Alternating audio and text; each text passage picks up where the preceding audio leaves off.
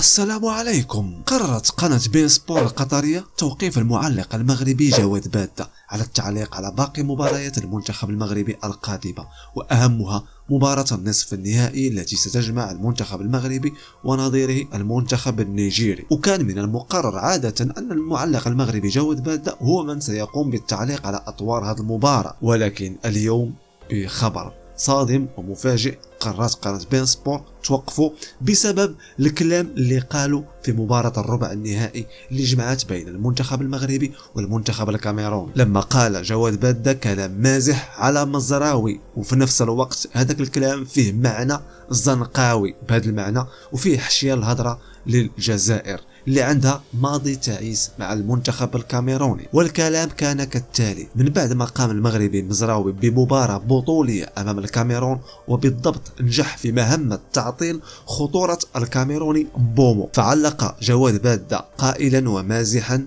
أن مبومو ليس خطير يا نصير لأنه ليس إيكامبي.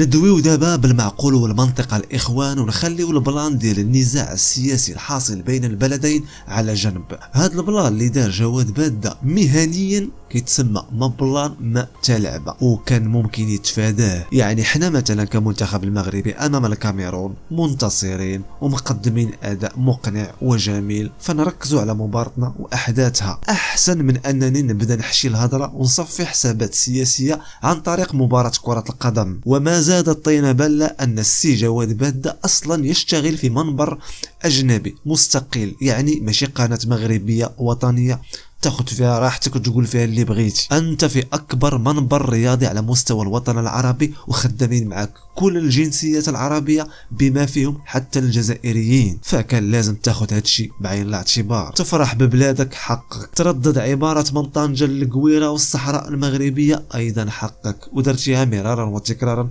وعمر شي واحد ما هضر معك عليها. ولكن من تبدا تحشي الهضرة بهالطريقة ديال حمام العيالات وانت كتشتغل في أهم قناة رياضية في الوطن العربي ومعك كل الجنسيات، فهنا كان لازم تراجع كلامك والفاظك ابو جواد، لانها غادي تكون محسوبة عليك، خصوصا وان الحدث هو مباراة بين المغرب والكاميرون لا علاقة لها بالجزائر. وحتى لا بغينا نمشيو للسخرية في اطار قليل السم، فكنا كنعرفوا ان ليك صفحة خاصة على تويتر وليك صفحة خاصة على فيسبوك، فممكن فيهم تاخذ راحتك وتقول اللي بغيتي، كيف كاع الصحفيين والمعلقين كلهم اليوم صفحات شخصيه على مواقع التواصل الاجتماعي كيقولوا فيها هذاك الشيء اللي ما يقدروش يقولوه في المؤسسه الاعلاميه اللي هما خدامين فيها. يعني في صفحاتهم الخاصه ما كيمثلوش المؤسسه الاعلاميه اللي هما كيشتغلوا فيها، كيقولوا داكشي اللي كيمثلهم هما، كيف كيدير الهرناطجي، كيف كيدير الشوالي والعتيبي والعديد. يعني من الاخر ما بلان ما والو بو جواد.